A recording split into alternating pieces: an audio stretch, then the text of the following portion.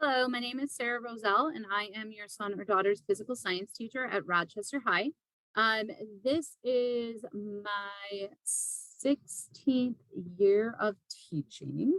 I have been at Rochester for all except for 2 of those years, and I have taught physical science, block science, biology, pathology. I've taught botany, and I most recently have been a teacher of chemistry and AP chemistry.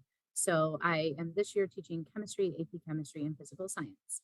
So that's kind of my history of being at Rochester and teaching.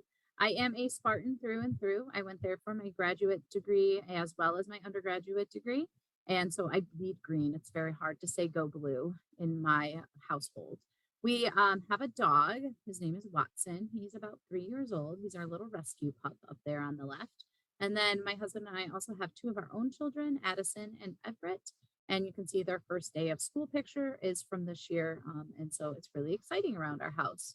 One of the reasons that I became a teacher is because I really wanted to help people understand science, not just memorize science. So I think it's important to look at science and think about this quote. And this is my whole philosophy about teaching is really helping students come to an understanding of science as opposed to memorizing facts associated with science. We run our curriculum based on three dimensions. So our curriculum is based on the NGSS or Next Generation Science Standards. There's three facets of this. The first facet or the first kind of category are the science and engineering practices, which is really science in action. The second category are the disciplinary core ideas, which is really your content piece. And then the third category or piece to this is what we call the cross-cutting concepts that link all of the sciences together. And so our whole curriculum is based on trying to integrate all three of these dimensions that have been shown through studies to be the best way for students to actually engage in and understand scientific concepts. Here is an example, or here's the list of the course description, the topics we'll be covering. So we start with the chemistry, and then the second half of the year, we will get into the physics part of physical science. Some supplies that are recommended, a 3-ring binder to be organized because we don't really have a textbook. There is a textbook available if your student wants one, but we do not follow the textbook chapter by chapter. We kind of build our own textbook as we go. Some loose leaf paper or a notebook, writing utensils, and a basic scientific calculator because during tests or quizzes, you can't use cell phones as your calculator. And so it's important for them to have access to a scientific calculator. If any of that is an issue, please let me know.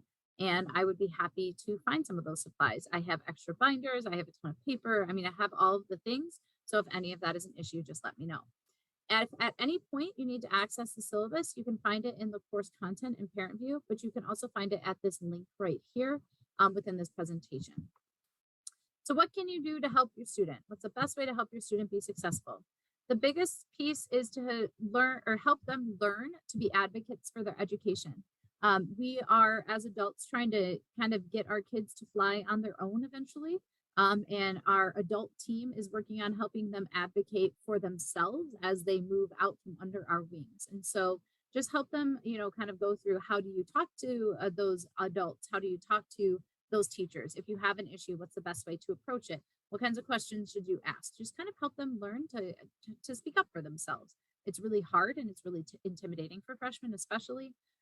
But the more they are able to do it or the more that they do it, the better they get and the more comfortable they'll get. Talk to them about lessons learned from their mistakes and things they consider to be failures. So we always use that mantra of you'll learn from your mistakes, but sometimes we're not very good at practicing what we preach. And so we need to help our students learn that it's okay to mess up as long as we learn from it and we move forward next time. Focus on what they're learning in addition to their grades. Grades are important, but it's not the end all be all. Really, our goal is to make better citizens and just more educated people that are able to have critical thinking as part of their everyday experience. And so the learning is really important as well as the grade. Using Google Classroom with them to discuss what we are learning or working on in class. You can't log into the Google Classroom by yourself, but you could always have your student log in and they can show you the things that we're working on in class. I post things every single day to let you know, as well as let the students know what we are working on in case they are absent or in case they need a reminder. The things your students should be doing, they should definitely be participating. I really focus on participation a lot. Our class is run by a lot of discussion, and it's okay to be wrong. That's how we learn and that's how we get better. Complete all assignments and utilize practice opportunities. Sometimes homework is graded, sometimes homework is not graded. Sometimes I'll give, a homework assignment and tell them only to do half of it. And if they want to do the other half for additional practice, they totally can do that as well. So completing any of those opportunities for practice are going to help them be as successful as possible. It's also important that they use a planner or some kind of calendar. Students have gotten in this habit of using digital planners, which may work for some, but doesn't work for other students. I know personally I work better and more successful if I have things written down on paper. So if that's the case with your student as well, it might be helpful to get them a planner or some system for them to help keep up with due dates. Ask questions when they come up, not just at the time of the test or quizzes. So if they wait till the time of the test or quizzes, oftentimes they have so many questions or their misconceptions are so deep that it's very hard to clear them up right before they take a test or a quiz. So it's really important to make sure you're asking questions as we go. Check Google Classroom when they're absent or if they need a refresher on what we did in class. Like I said, everything is posted daily. So if they ever forget or they're unsure, they can always check Google Classroom to see what we did. It's important for them to review a little bit each night so there's less cramming at test time. This doesn't have to be a formal paper and pencil review. A simple discussion of what we're doing in class oftentimes is enough review for a lot of students. Just kind of reminding them of what we're doing and having that conversation and allowing them to explain to you what we're doing really brings out some misconceptions they might have for things they might not be able to explain. Schedule a time to meet with me about any issues. I really love talking to the students to help them solve any problems that we're having. And oftentimes we can resolve things in 5 minutes or less. So usually it's just a quick meetup. We discuss it, we come up with a plan, and then we move forward. And last but not least, using parent and student view to keep up with progress in class. So everyone is aware of what is going on with your student and making sure that you are aware as well as they are aware of what they're doing in class. So again, here's the best way to reach me via email. Thank you for allowing me to spend time with your teenager. I'm really looking forward to a great year. And if you need to access this presentation, you'll see there's a tiny URL at the bottom there where you may feel free to access it anytime. Hope you have a great night.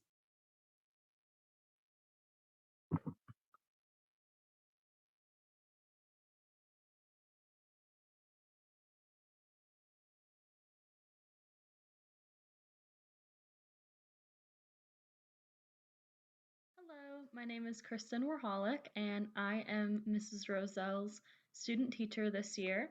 I'm from Oakland University. That's where I go to college, and I'm doing my internship year for student teaching at Rochester High School this year, which I'm very excited about. Mrs. Rosell and I are teaching chemistry and physical science together, so it should be a good year.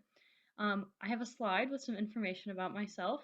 In the upper right corner, you'll see just a picture of me without a mask on because I feel like so often now I'm wearing a mask in front of the kids. This is the picture I showed them on the first day so that they knew what I looked like. In the bottom left, there's a picture of my family. My mom and dad have been together forever. They met in elementary school and have been dating or married ever since.